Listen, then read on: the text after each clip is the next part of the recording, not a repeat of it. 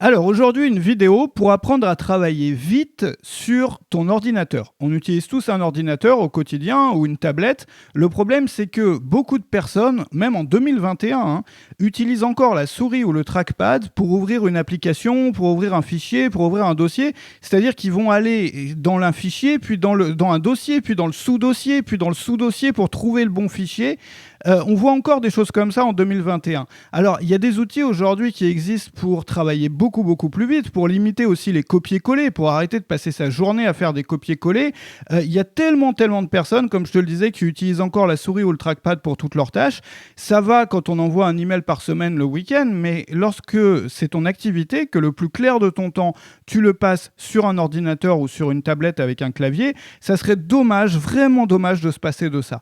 Et moi, ce que je t'incite, ce que je t'incite à faire, c'est d'essayer aujourd'hui de le faire pendant une semaine et de voir les résultats que ça te donne en termes d'efficacité, d'avancer sur tes projets et aussi de facilité d'utilisation de ta machine. Alors, il y a beaucoup de gens qui travaillent autrement.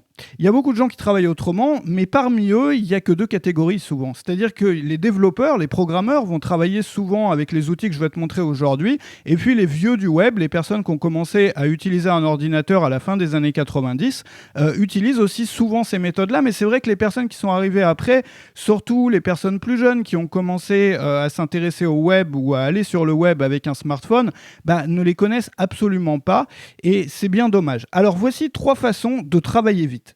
La première façon, c'est les remplaceurs de texte. Ça, c'est quelque chose que tu peux utiliser au quotidien, tous les jours, et qui améliore grandement la qualité ta qualité de vie en travaillant.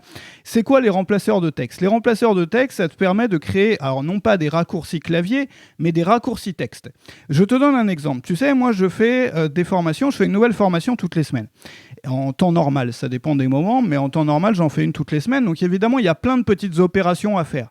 Et puis parfois, j'envoie, je crée un mailing, je crée un statut, je crée quelque chose pour parler de la formation que je viens de créer. Donc il y a des éléments que je dois ressortir souvent. Par exemple, le titre de la formation, l'adresse de la page. Si je le faisais à la main, je devrais aller dans un fichier, copier, coller l'URL, l'adresse du site, l'adresse de la page, aller rechercher le titre, le copier, le coller, ça fait 15 copier-coller par jour.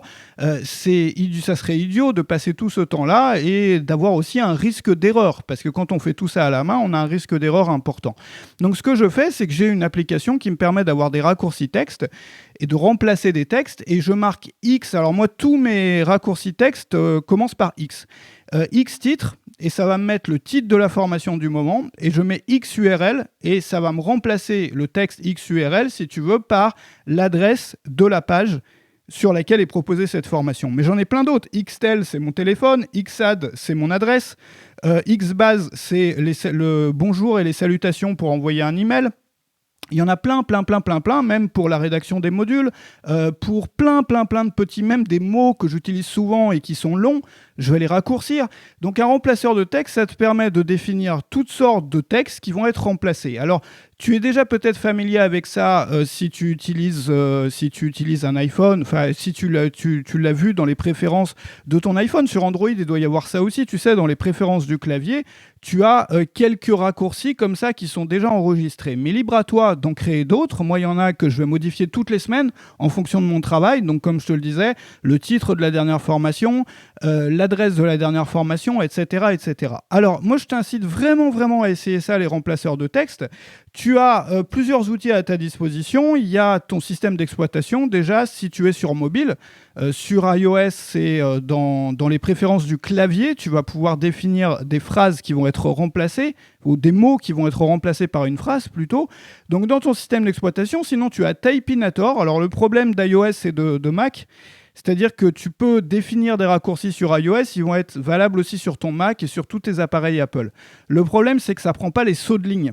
Et donc, si tu as des remplacements de texte un peu plus longs, par exemple pour des templates d'email, moi pour les modules de ma formation, pour toutes sortes de choses, ça ne prend pas les passages à la ligne. Donc, du coup, tu peux le faire ça avec une appli qui s'appelle Typinator, ou bien une appli qui s'appelle Text Expander. Donc regarde ces choses-là. Tu as aussi la fiche complète dans la description sur comment paramétrer ton remplaceur de texte, avec mes raccourcis à moi, tous les outils. Tu vas avoir toute la liste des outils pour ça et pour encore d'autres choses. Alors la façon 2, c'est les barres de recherche, bien évidemment, avec commande espace si tu es sur Mac ou contrôle espace si tu es sur PC.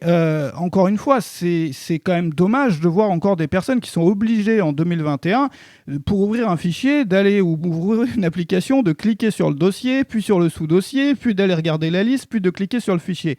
Là, en un clic, c'est-à-dire tu fais commande espace, tu marques les premières lettres. Par exemple, si tu veux aller sur le dossier document, tu tapes doc et tu tapes entrée. Ça marche avec tes favoris Safari aussi, c'est-à-dire si tu as un favori, c'est tes stats, et le favori s'appelle stat ou statistique, tu tapes ST, juste les premières lettres, et il va trier les résultats par les plus cliqués. Et tu tapes ST entrée, et ça y est, t'es dedans, n'importe quel document fichier sur ton ordinateur. Et du coup, tu n'as plus jamais besoin d'utiliser la souris ou le trackpad, ou excessivement rarement, juste quand tu vas chercher quelque chose d'obscur que tu n'as jamais ouvert. Alors pour ça, moi j'utilise... il y a Spotlight évidemment sur Mac qui te permet de faire ça, qui est l'outil de recherche intégré à Mac, mais qui est vraiment, vraiment, vraiment mal foutu, surtout sur le tri par fréquence. C'est-à-dire qu'avec d'autres outils, comme Alfred par exemple, lorsque tu vas taper commande-clic, tu commences à taper les premiers mots, il va trier les choses par lesquelles, en ordre de celles que tu as ouvertes le plus ou le plus récemment. Et je trouve que c'est beaucoup mieux trié sur Alfred. Alfred, c'est pour PC et Mac. Tu as Albert aussi, qui est à peu près l'équivalent pour Linux, et qui sont des logiciels gratuits. Et puis, sur ton système d'exploitation mobile, par exemple, sur iOS, tu n'as plus besoin aujourd'hui, tu n'as absolument pas besoin d'avoir des icônes sur ton écran, sur ta home. Tu peux avoir les applis que tu utilises le plus, mais la plupart des applis et des documents, tu peux bien entendu les ouvrir en swipant vers le bas et en tapant les premières lettres de la même façon. Et on peut s'habituer à faire ça. Moi, j'ai vu, il y a aussi la plupart des gens qui font ça, bizarrement, sont des développeurs ou des programmeurs qui n'utilisent plus que ça, parce qu'ils sont habitués. Mais ils sont habitués à travailler comme ça sur d'autres choses, mais et à faire beaucoup de recherches dans des textes, et donc ils ont les choses, ils ont ça comme habitude, mais tout le monde mériterait d'utiliser ces outils-là.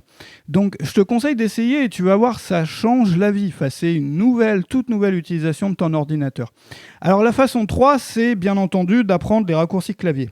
Déjà de ton navigateur, parce que les applications qu'on utilise le plus, ça serait vraiment dommage de ne pas connaître au moins 4, 5, 6 raccourcis clavier pour les tâches essentielles.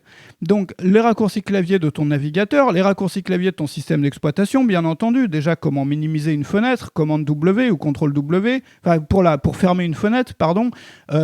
Commande Q sur Mac pour fermer l'application, mais il y en a plein d'autres. Comment ouvrir un nouvel onglet sur ton navigateur, comment fermer un onglet sans fermer la fenêtre, etc. etc. Donc ça va te faire gagner du temps sur ton système d'exploitation, sur toutes les applications aussi que tu utilises au quotidien.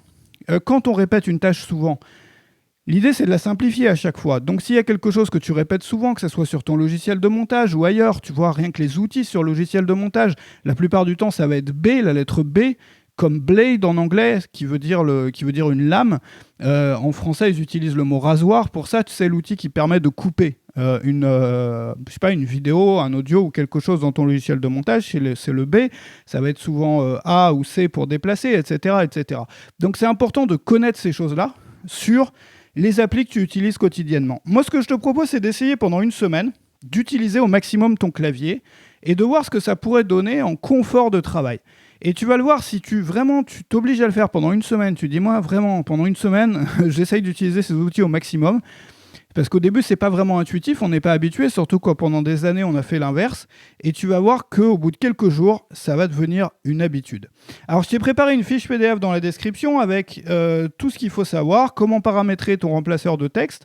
Moi je vais te donner des exemples de raccourcis que j'utilise chez moi, et tu vas avoir aussi toute la liste des outils pour te simplifier la vie pour travailler sur ton ordinateur. Cette fiche PDF, tu la reçois en t'inscrivant à Rejoins le Mouvement, qui est une petite lettre que j'envoie tous les matins à des créateurs, des indépendants, des professionnels du web, des gens qui font mon métier, et on est à peu près 20 000 personnes à recevoir ça, et il y a plein d'infos dedans. Tu vas recevoir aussi dans un deuxième email séparé mon petit guide qui s'appelle Gagner sa vie sur le web, qui va t'arriver juste après la fiche PDF. Tout ça est gratuit, et tout ça est dans la description. Excellent week-end à toi, à très bientôt.